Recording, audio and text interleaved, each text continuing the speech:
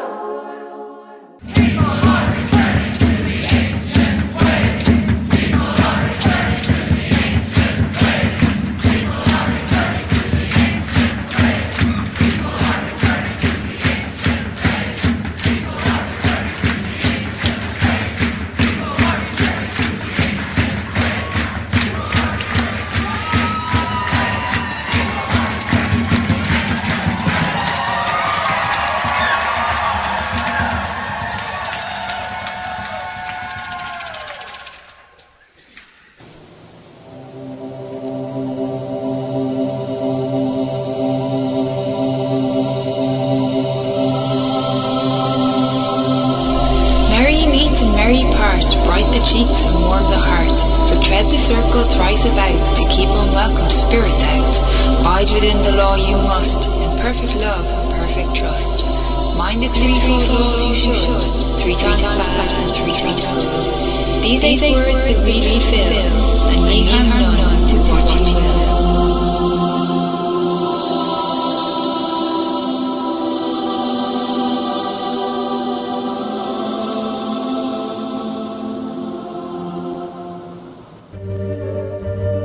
Welcome to Stirring the Cauldron. Now, here's your host, Marla Brooks. Merry meet everybody, a belated Happy New Year, and welcome to Stirring the Cauldron here on the Para X Radio Network. I think we've got an interesting and thought-provoking show for you tonight, and as tonight's opening chant might have given you a hint as to what it is, returning to the old ways. When I invited my newly found, long-lost, 12 times removed cousin from across the pond, Marcus Brooks, to join me tonight, I asked him what he wanted to talk about. And if any of you know Marcus and remember the Agori Baba show that we did, and his alter ego, Malkeet, that could have been a very loaded question. But he came up with a brilliant and timely idea, and that was the revival of paganism in Europe due to the recession. Anyone who has Marcus as a friend on Facebook or reads his blogs knows that the worldwide economic crisis is something that he's quite well versed on, but it never occurred to me that some of the fallout would be resulting in people losing faith in mainstream religions and in many cases looking elsewhere for answers. So Marcus, welcome back for a little more cauldron stirring. Thank you very much for having me back on the show. So, it's, hopefully it will be a very interesting topic. I've got a good gut feeling about it. Mm-hmm. But absolutely, I mean, there was an article which I was reading earlier on today. It was published on the Mail Online, and it was titled Onward Pagan Soldiers. And basically it was this little write-up about 100 British servicemen and women that classify themselves as witches and druids. So it's another example of paganism coming back into the mainstream. But I think this economic calamity that we've got going has really made it come back to the agenda. Of course, I've always said that paganism has never really left Europe. It's been disguised as, as another religion. I won't say that religion's name at this present time. Maybe later on I might be a bit brave with a few more sherries down my hatch. That's always a good start. Well, one of the articles that you sent me, and I think I told you about this the other day, it said that people are looking for answers to life's present issues, and there's a dramatic rise in those who are looking outside of mainstream religion. And it's a bit shocking that the religions that everyone has looked to and prayed to for so many thousands of years may be falling short in the minds of many. And what really surprised me when I read the statistics is that for Wicca, for example, it has an average annual growth of 143%, while the rise in Christianity is just 2.3%. I mean, that's a bit staggering. It's astonishing, isn't it? Once again, it's one of those things that I suppose also when you think about it, I mean, we touched on Harry Potter last time. I think people, particularly in Europe, are going back to their roots, unquestionably. Particularly with regards, for example, what's happening at this present time is that with the uncertainty with jobs and business growth, economic growth, etc., blah blah blah, people sort of look towards alternative ways to get answers. Perhaps they're going to read their tea leaves, and I don't know, or do a bit of I Ching or something like that, or perhaps even consult the Ouija board and find a benevolent spirit that's going to give them advice. Perhaps a ghost or spirit of an ex-stockbroker might give them some tips what's going to happen. Now, they can't really do this if they are practicing Christians, because Christianity essentially will restrict them, and it's basically for most of the Abrahamic religion. So it's not only the Christians, you have the Muslims and certain Jewish sects as well.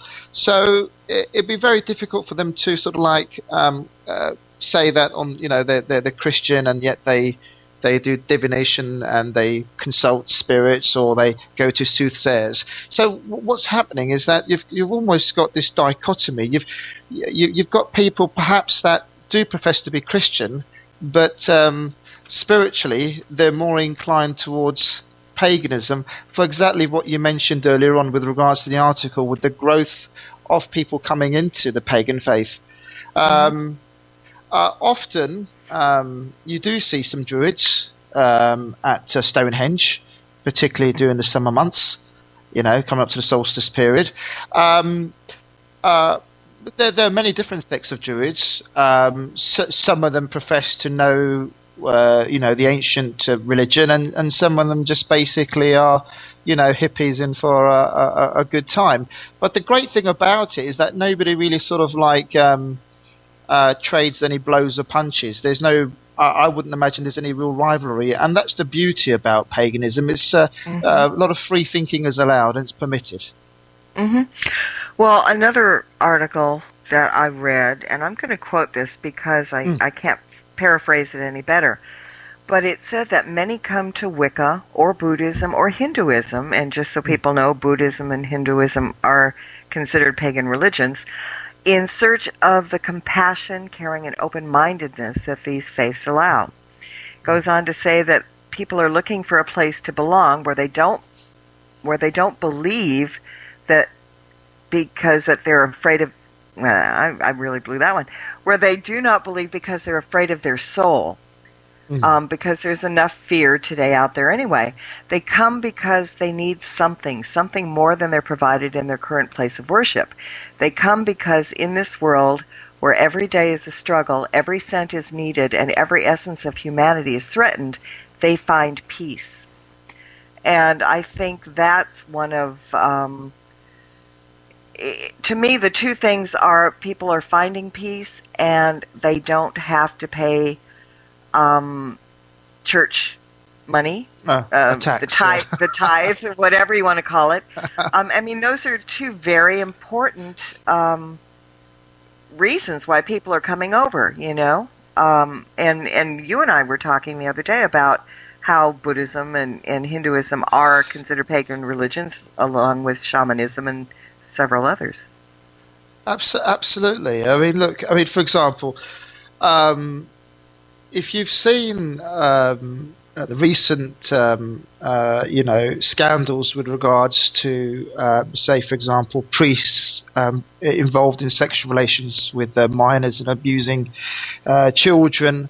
We've had loads of scandals in the UK, and there's been loads of scandals in the Irish Republic.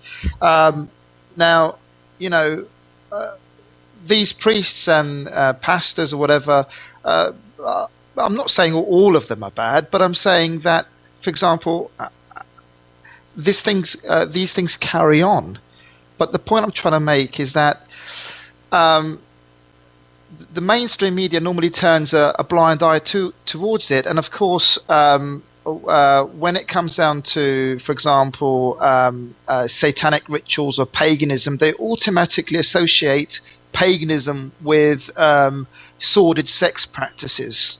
Mm-hmm. You know, where you know people are sexually abused or sacrificed or on an altar, and they sort of like condense everybody. So there's no difference between, for example, somebody that follows a left-hand path in paganism, and there's no differentiation between somebody such as, you know, yourself. Everybody's put into one pot, you know. Mm-hmm. Exactly. And of course, the same could be said, you know, if I was to turn around and say, well, the church is completely full of paedophiles, but I wouldn't say that because that's not true. Mm-hmm. Mm-hmm. You know, there's good and bad everywhere. Well, yeah, it's just, as you well know, pagans have gotten a bad rap for years, and are associated with scandal and with devil worship and Satan and all that good stuff. So, you know, it's those years and years and years of bad press that we have to try to get over. I'm not sure we're going to be very successful at it, but with the new trends and people maybe opening their eyes a little bit more to different forms of paganism and beginning to understand, and in fact, Jean Marie in the chat room just typed a note in that she's getting quite a bit more questions about paganism these days than in prior years. So maybe there is a little bit of a change of attitude there. I don't know. I would hope so. Well, Marla, I'm not sure if you remember, but no, I think you do, in fact. Remember I sent you an article about the Romanian witches? Yes, I was just going to bring that up, which made me laugh at first because, well, go ahead and tell the story. Well, no, you tell it. You tell it. Go on. Well, the government in Romania started taxing the witches for their trade, and they wanted labor laws to officially recognize the centuries-old practice of witchcraft as a taxable profession. And so, of course, the Romanian witches kind of got angry, and they dumped poisonous mandrake into the Danube in an attempt to put a hex on the government. And, you know, mandrake, okay, I would have gone for hemlock or something else, but that's a whole other story. But the bill that was passed would also require witches to have a permit to provide their customers with receipts and bar them from practicing near schools and churches. And when I was reading that, I'm like, well, doesn't this stuff just open up another can of worms? You know, it's just like, huh? You know, taxing witches, good. I don't know. I don't know what they were thinking, except as another way, perhaps, to rid their society of witches and divination and everything else that they provide. I don't know. Well, I think they can try all they want, but they won't get rid of the witches in Eastern Europe. The culture is just it's too strong. I mean, I've been to the Czech Republic. I've been to Slovakia, Poland, Bulgaria, and Romania to Bucharest, and I can tell you that there's a very, very strong sort of a pagan feel to it, a pre-Christian feel to it, and Romania is for all intents and purposes, it is now sort of staunchly sort of Roman Catholic. It was communist before, obviously, but no, they control what they want, but there will be the strong undercurrents of pagan tradition. Now, interesting enough, as many of your listeners will know, I myself, I'm mixed race. I'm half Welsh and half Indian. Now, I got chatting to a Bulgarian gypsy. Now, apparently, only you could come on my show and say, "Well, I was just chatting up a Bulgarian gypsy." All right, go ahead. Sorry, couldn't help it. Apparently, the first gypsies actually left northern India thousands of years ago, approximately about 2,500 years ago, and they made their merry way into Central Europe. Absolutely, and there's a number of things which are very similar to what they say in a North Indian language called Punjabi. For example, a Punjabi Indian speaker would say for water pani, and of course these gypsies also use the word pani. And there's a few other words, and then of course the similarities end completely. But my point is that they have got the culture of superstition and curse and magic, and of course if you look at Hindu tradition, which is very much pagan, I know that some Hindus would argue the point by saying, well, we do essentially believe in one God. And there are many different faces of God. There's a female aspect, there's a male aspect, and of course there's many different other aspects such as Ganesha, who's half human and half elephant, and you can continue. But what I want to say is that with this ancient culture of superstition and of course magic and pagan tradition, I doubt very much if it can be removed through taxes. And another interesting point is that the Romanian politicians were so scared of the witch's curse that some of them were begging for mercy. They said, well, sorry, we'll just forget about it. Let's just continue. Oh, no. Because there is this tradition. And now, another interesting thing I'd like to say before I forget is that you must remember that Romania was a communist country for such a long time, in which superstition and all religious activities were practically banned by the state. And if paganism and black magic, white magic has managed to survive even through the bleakest point in their periods, I'm sure it's going to continue. And now with the recession kicking in, with high unemployment, people want answers. If you want to, if you still got faith in the church, great. Continue with it. But a lot of people have lost faith with mainstream religious organizations. You go to the evangelicals, you can go to the Jehovah's Witness, perhaps become Church of England, perhaps you can become a Protestant, perhaps you can become a Jew, or if you can become a Muslim or a Sikh or whatever. But people are actively seeking out answers, and if paganism helps them get those answers, that's great. Exactly. Now, we're talking about tolerance here between the religions, the organized religions and paganism, and you told me a lovely story yesterday about being kidnapped by your grandmother. Oh, yes. Tell I love this. Tell it again. Well, as I said, I'm mixed race, half Indian and half Welsh, and of course my grandmother was Welsh white, and of course when I came along, she was very worried that my mother would bring me up as a Hindu or as a Sikh, because my mother's a mix of the two. So she said, right, okay, we're just to make sure that Marcus remains in the Christian faith, she whisked me off, kidnapped me, and got me baptized in the Protestant faith, Church of England, for all intents and purposes. And of course, at that particular time, you didn't have many mixed marriages in the UK. It was very, very rare. So my mother was quite exotic looking.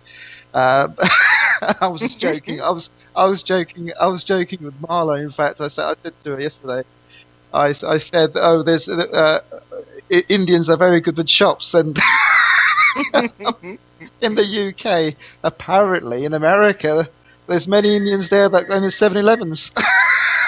Mm-hmm. And then there's always the Simpsons and Apu. But Apu yes, and thank you for watching. I was going to say Apu is probably first cousin to Malkeet. And by the way, just so you know, Marcus, when you began talking, there were a couple of people in chat who recognized your voice from before, but also remembered Malkeet. So just so you know, nobody's forgotten the dear boy. Well, I'll pass on the message to Malkeet. I mean, unfortunately, Malkeet got deported from the US-Mexico border. Oh, he boy. tried to get legal, a poor chap. He just didn't know where to go. I mean, poor guy. But yeah, one of these days we're going to have Malkeet back on because he is rather amusing, and yeah, I kind of miss him too. Now let me throw something at you that you probably know about, because we're talking about the resurgence of paganism in Europe, like Norway. Many people have returned to worshipping Odin and Balder. Some white European nationalists openly question whether the values that their Christian ancestors maintained were the cause of their own destruction, and whether Europe would be better off returning to the pagan convictions of Europe's pre-Christian civilizations.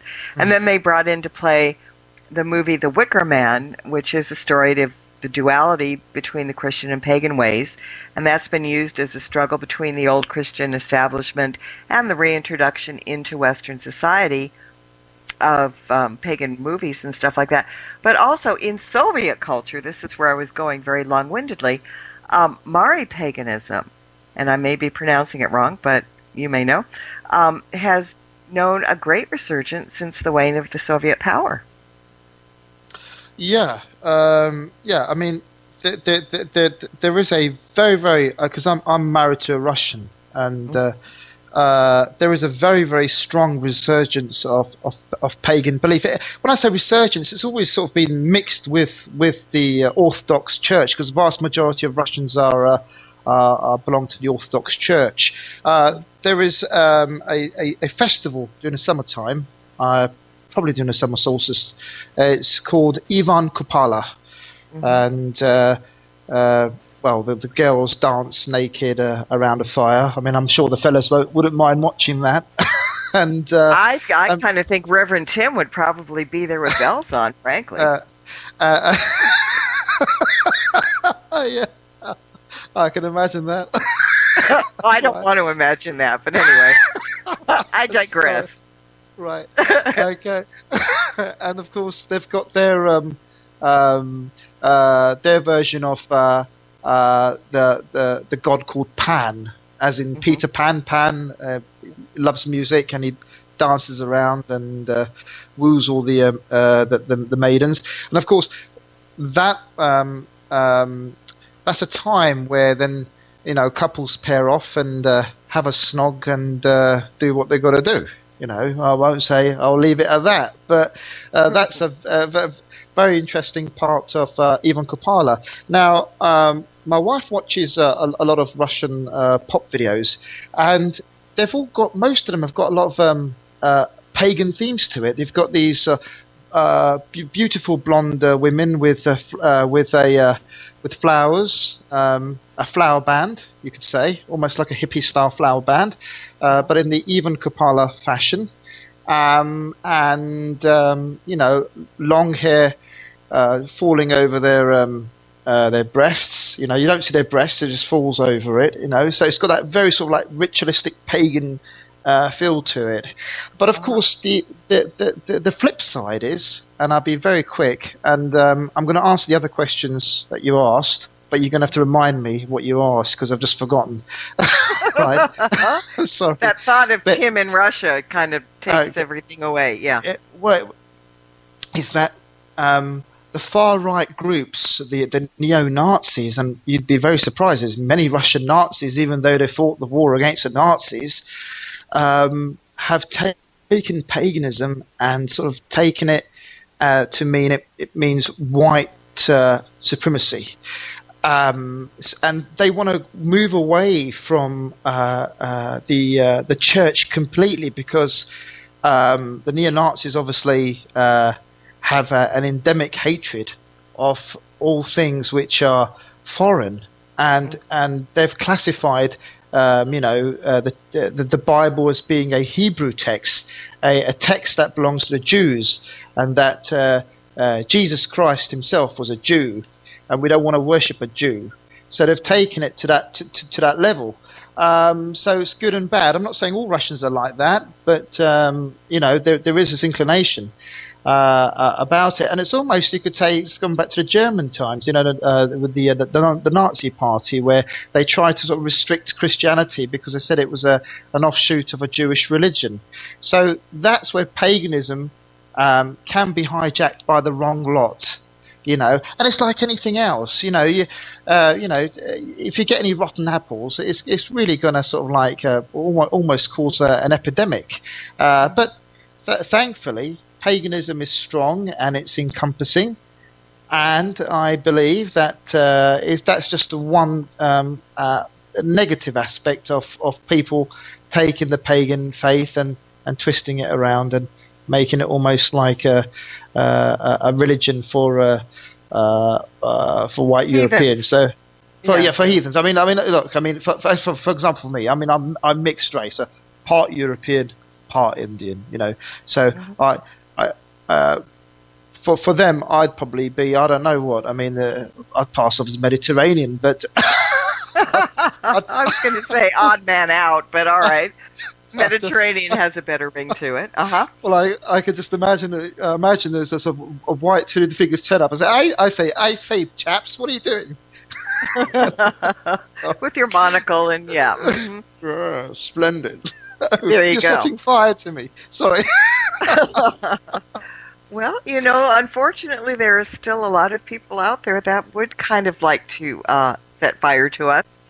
Because they're unwilling to understand, a lot of people live in the black and white area and forget there is a gray area, and will not pay attention or even consider the fact that anything but their own way of thinking is correct. And that is why I carry a small portable fire extinguisher. Sorry. I can't. I can't even go there. No. Okay. Sorry. I'm talking about a real fire extinguisher. Anyway, I know, but I was going to ask you where you carry it. But we'll just jump past that now. Right. What was the other thing you said? Because I really sort of got engrossed in this the Russian part of it. What was the other question you wanted to ask? Well, that was, I kind of forgot about that too. The fire extinguisher kind of took that out of me. But I mean, many people now, more people are understanding that the dominance that has been imposed on the world by Christianity and the other Abrahamic religions, doctrines, have resulted in kind of a loss of many indigenous cultures and spirituality. I mean, they've lost the old ways, and even neo-pagans, a lot of neo-pagans, take it for modern times. They don't look back to where we came from. They don't look back on the ancestors. They don't look back on the old traditions. Everybody seems to have lost the old ways, and it's kind of like a separation from nature. I mean, worship, if you think about it, was moved into buildings, separate from nature.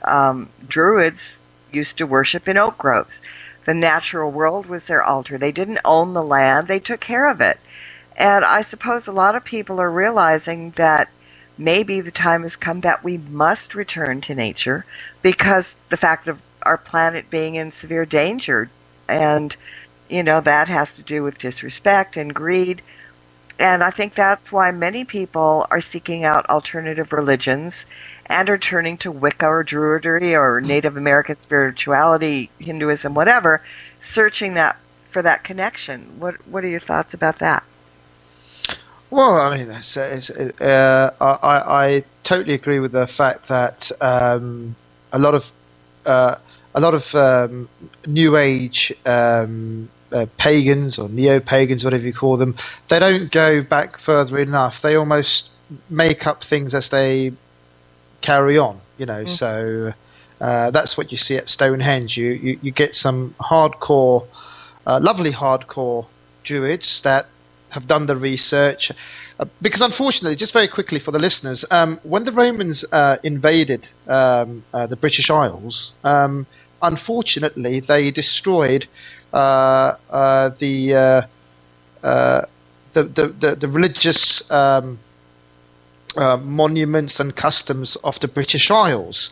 In fact, it was recorded by a Roman historian called or named Tacitus, because the Romans really sort of feared the holy wise men, the Druids, because the Druids used to concoct some fantastic potion which used to make the Celtic tribes that fought the Romans absolutely wild.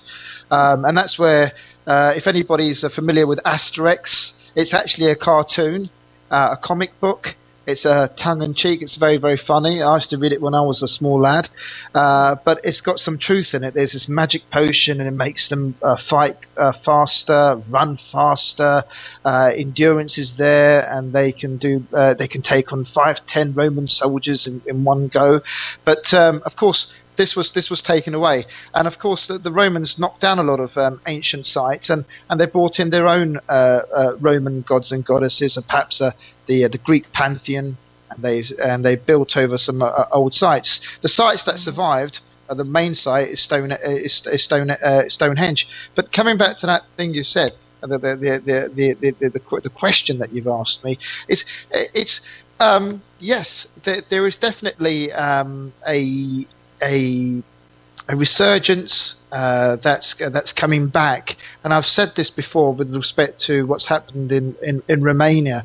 You can't get rid of paganism; it's there. In fact, if you look at the days in the week, what have we got? We've got Monday, Moon Day, yeah, Saturday, Saturn Day, yeah, Sunday, Sun's Day. These are all pagan days.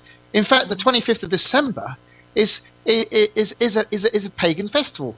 So It's nothing to do with Jesus Christ being born on the 25th of December, right? Because the Orthodox Church, the Russian Orthodox Church, tries to follow the old Byzantine calendar, and they say that Jesus was born on the 7th of January.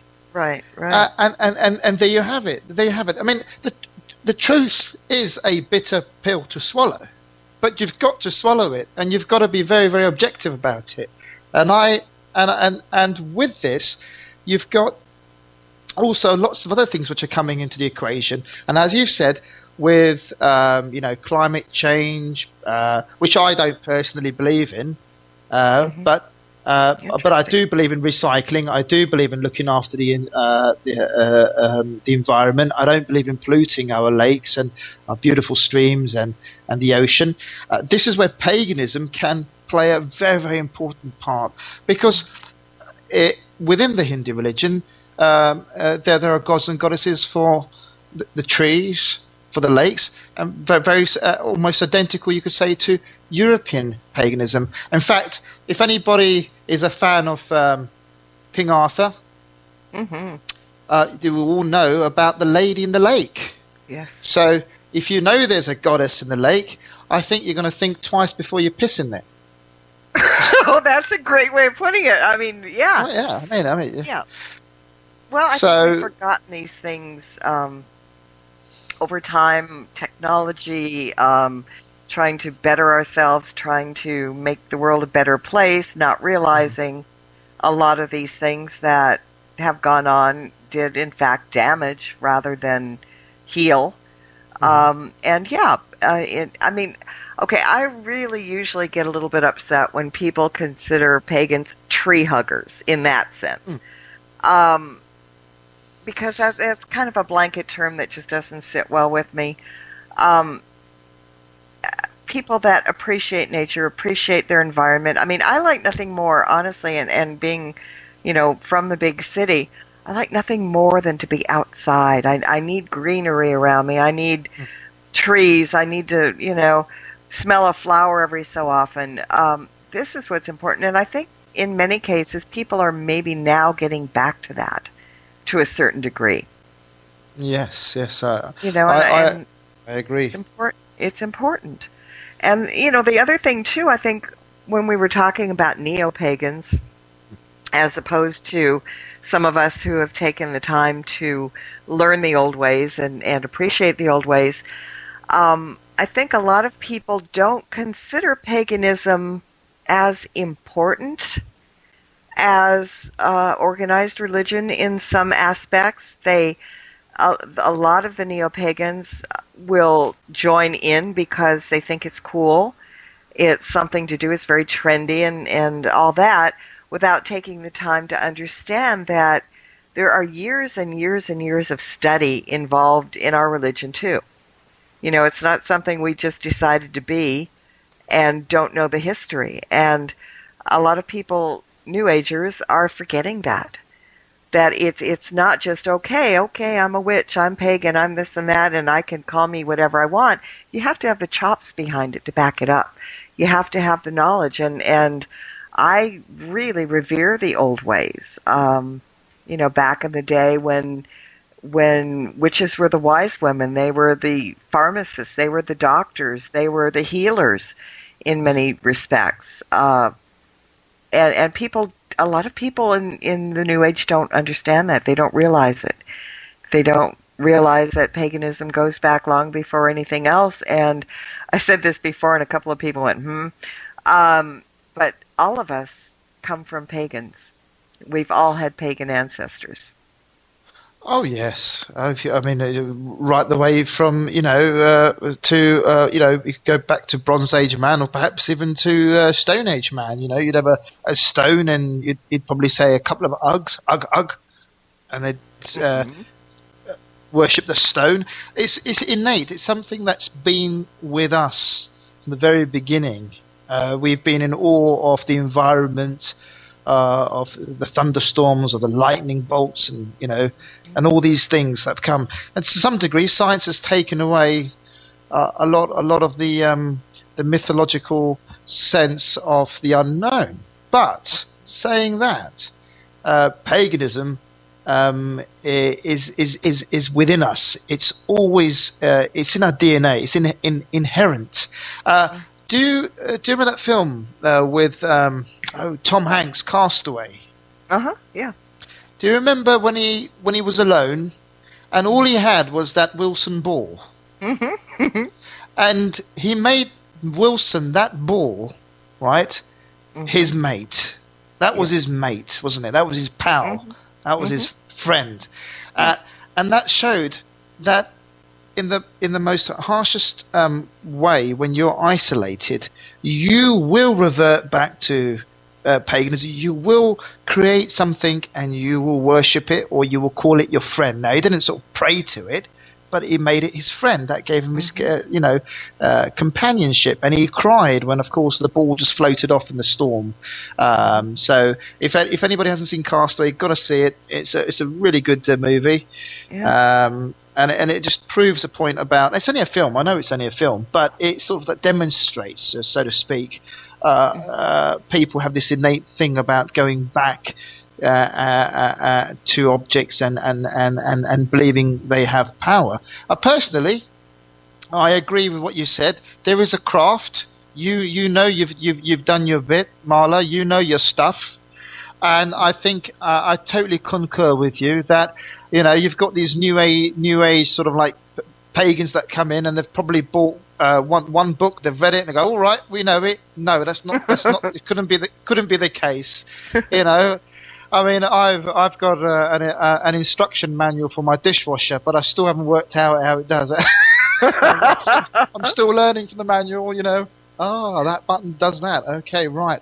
Yeah, You know, exactly. it's like anything else. I mean, another great thing is, isn't it? I mean, if you look at the great example that you could draw with what you do is you're not going to learn yoga and the mantras overnight, are you? Are you going to have to get a guru to teach you? There's special positions, and we're not talking about the Kama Sutra. We're talking strictly yoga here. All right. I mean, it took me about 15 years to learn the Kama Sutra. Just kidding. It should be something you should continue to work on. You never know. I can do it standing on my head, but it's a start. Right. But let's come back to it. There is a desire to now learn the craft.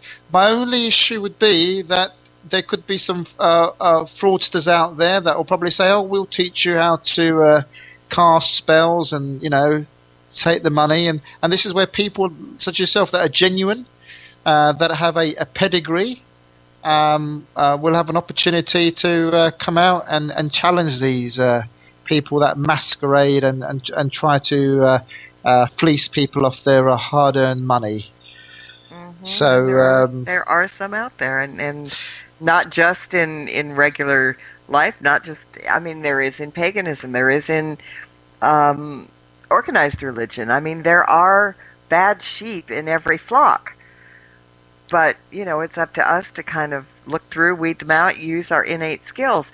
But, when you were talking about getting back to pagan roots, if you're in certain situations, and you mentioned Tom Hanks in Castaway, he didn't have anything, no conveniences, no running water, no toilet, no blah, blah. That in of itself turns you back to who we once were. Anytime you're in a situation where, the homeless people on the street, for example, a lot of them have to be crafty and resort back to learning how to live with nothing. Absolutely. And a lot of people make do. Now, conversely, I think a lot of people are turning to witchcraft and spell casting in an effort to gain control over their lives and the lives of others, because so many people, I would say, maybe I'm exaggerating, but the majority of people that are living through the recession and the economic problems and everything else do feel hopeless and helpless. And maybe that's why they're turning to the craft, for example, and spell casting to try and get some of that control back. How do you feel about that? Yeah, I totally concur with that. They want to have some sort of control or insight. And a classic example would be, I mean, we've always had this. I mean, the recession, or I'm going to call it the depression, because I personally believe that we are in a depression. It's the politicians that are talking mumbo jumbo about a recession. We are, I mean, for all intents and purposes, this is a depression. But if you even prior to this depression, people still had this need to find out, perhaps to find out if a spouse was cheating, or to put a love spell on somebody to get the girl or the boy of your dreams, or perhaps win the lottery. But interestingly, I'm not sure you probably are familiar with this, because you live right next door to a well, not you, but the US is right next door to Mexico, obviously. It was there when I last checked on the map. Still is, from what I can tell. Yeah, I think it still is. Well, you've got these, and of course you've got the Cuban population. Well, they've done a very interesting thing. They've merged Catholicism with the ancient religion of Santa Maria, which has its origins in the west coast of Africa, and they sort of like combined pagan rituals. And they've sort of mixed it in with the Catholic faith, particularly the Spanish part of it, because there is a slight sort of distinct Spanish sort of side of the Catholic faith for anybody that's been to Spain or perhaps even Latin America. But yes, there is this need for people to have some sort of control or insight into their personal lives. That's always been the case. And, we are inquisitive. Human beings, I mean, for example, if I told you a story, and it was a fantastic story, but I didn't tell you the end, you'd say, Marcus, and what happened, Marcus? And I say, well, I'll tell you next week. Please, Marcus, tell me now. It's such a great story. And that's what we've got. We've got this innate need to find what's going on. And if we can't get it through the Bible, if we can't get answers from the Bible, or from the pastor, or from the father, or from anybody else, from the Christian faith, we will look for it into the pagan faith. We'll go straight into the pagan faith, and we will try to get answers. But I also don't like to use the word pagan too much, because there are many, many aspects to paganism, and I'm sure if you said to somebody that worshipped or didn't worship, that sort of like had sort of dabblings with the Santa Maria Catholic aspect of their religion, they would certainly say that no, we are Catholic, but we're not pagan. I know you're a pagan, Marla, because you really go back to the crux of it, and this is what it is. You are essentially, as far as I'm concerned, a pagan in the truest form of the word. Thank you. Yeah, you're welcome. Yeah, it's I think that it's so misunderstood in many aspects, but the other thing that comes to mind is that people are asking questions like, what is the purpose of life, or who or what is God, what happens after death, and for some reason people think, and they may be right, that in paganism you are closer to that kind of thing, believing in the afterlife, believing in reincarnation, believing in karma. There may be more answers there. I don't know. What's your take on that? Yeah, I mean, it's very interesting. I think with paganism, because it's, and I'm talking about Northern European English or British paganism, essentially. There's more of a sort of like tuning in with the trees and the countryside and the forests, and of course the pagans that I know, that I talk to regularly and see in action, when they do their religious garbs, there's almost an acceptance about what happens to the body after death. They just have this idea that that you go back to Mother Earth. In fact, even in the Christian sense, ashes to ashes, dust to dust. I mean, it's just there, isn't it? And I think that there is definitely this urge to be one with nature, to worship the deities, the spirits that live within the forest. And it's interesting because now on BBC there's a lot of TV shows with regards to Merlin. And of course, for anybody that is a fan about Merlin, Merlin means in Welsh, man from the sea. Okay, and it's a Welsh name. It's a Welsh name. Very proud of that. As I always say, the original English are the Welsh of the British Isles. Exactly. Because in Wales, I mean, for all the listeners, in Wales, Welsh is an active language. It is spoken. I don't speak Welsh myself. No, you only speak about 50 other languages. 50 other languages. But Welsh is actively spoken. And King Arthur and the Knights of the Round Table and Camelot and Lady of the Lake and all this stuff. It's all here. it's all here in England. I'd recommend anybody that make a trip to England. You'd love it. I mean, I'm not working for the English Tourist Board or for the Welsh Tourist Board, but really, there's a major pagan landmarks here, and and that's obviously there's been a complete interest coming in from the TV shows, and kids are getting quite eager and involved actively, without unwittingly, but it doesn't really matter because it's part of the history.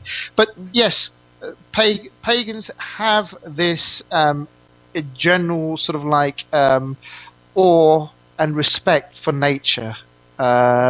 Because everywhere you look, as far as they're concerned, there is a deity or a presence, and you've got to respect the environment. I'm not saying atheists would respect it, but pagans generally do have this.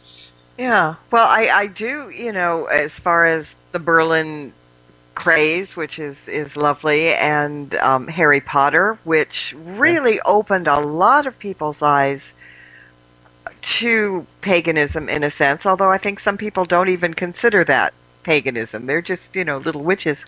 But because of the history of the UK, the long history of the UK, because, America doesn't have that long of a history, it's thanks to the UK that a lot of this stuff is brought to the Western world and the understanding and America. I mean, I know they they had to change a few things, like in Harry Potter. The first Harry Potter book was called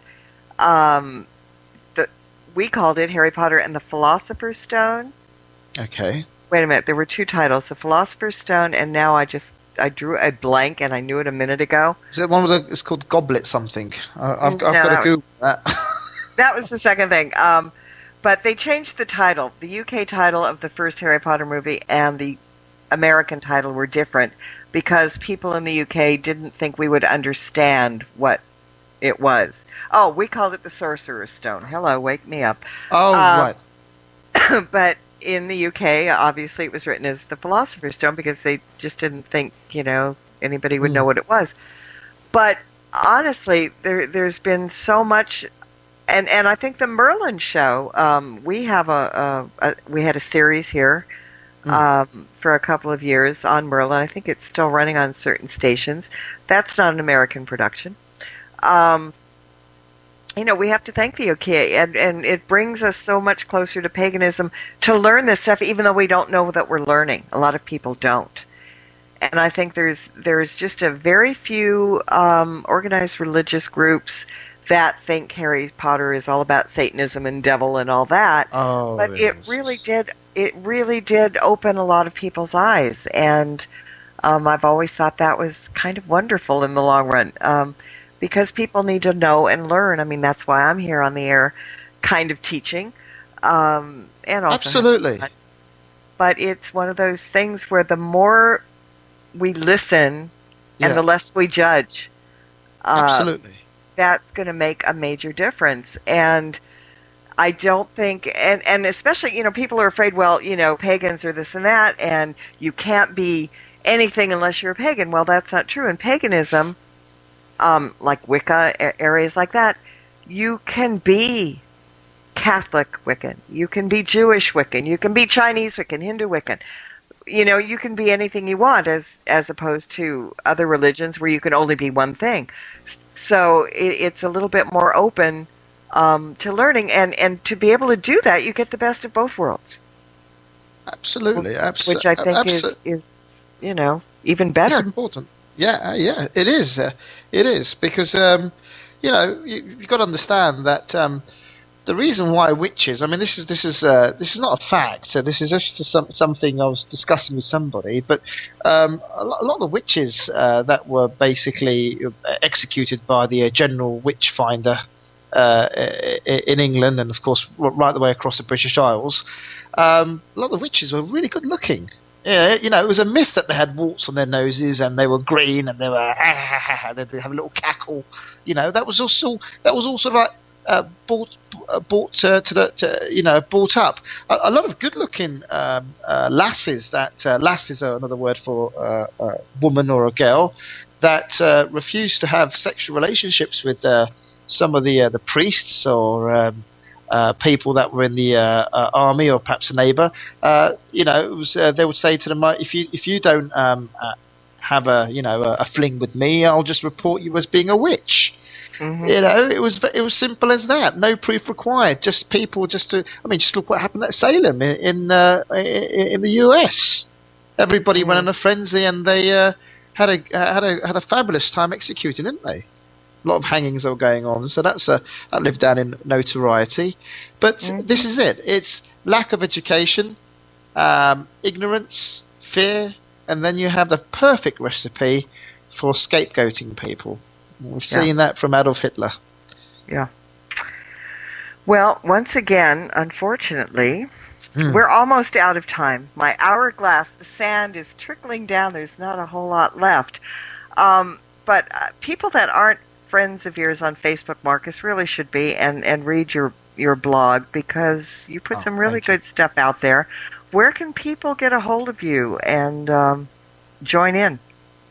Well, I mean, it's just a regular blog. It's a Marcus Brooks. That's Marcus with a C, Brooks without the E, just the S. So it's Marcus Brooks, one word, .blogspot.com. And just have a read of what's happening in the world, current affairs, a lot of stuff about gold and silver, and why I believe people should get rid of their paper money and come into silver, particularly. That's a whole nother show, because I saw something on TV the other day dealing with this country that there is no more gold in Fort Knox, and our paper money is kind of worthless, and that kind of was very interesting. Right. But again, we can go on about that at another time. But really, thank you so much for popping in, because it's always fascinating. I mean, if I leave you to your own devices to come up with the topic, you never fail to amuse me and surprise me. Oh, thank you, thank you, Marla. You're too kind. You're too kind. No, it's true. I really enjoy talking to you, and likewise. And everybody in the chat room likes you too. So maybe next time when you come on, we'll bring Malkeet for a visit. That might be fun. Absolutely. Well, I've got to get in touch with the immigration authorities, because he was deported from the US-Mexico border, but I will definitely get in touch with him. Let's get him released. Well, the silly sod went in with a cut-out green card and said he could get into the country. Sorry. That Malkeet. Oh, boy. Well, we will be definitely in touch and have you back, and I'll be in touch just because I want to be, business aside. And I want to thank everybody else for listening as well. And for everybody here, we've got a great show next week. We've got prolific author and witch Judika Illes, and she'll be joining me to talk about her new book, which is fascinatingly lovely, and I can't wait to get it and read it this week. So until next time, everybody,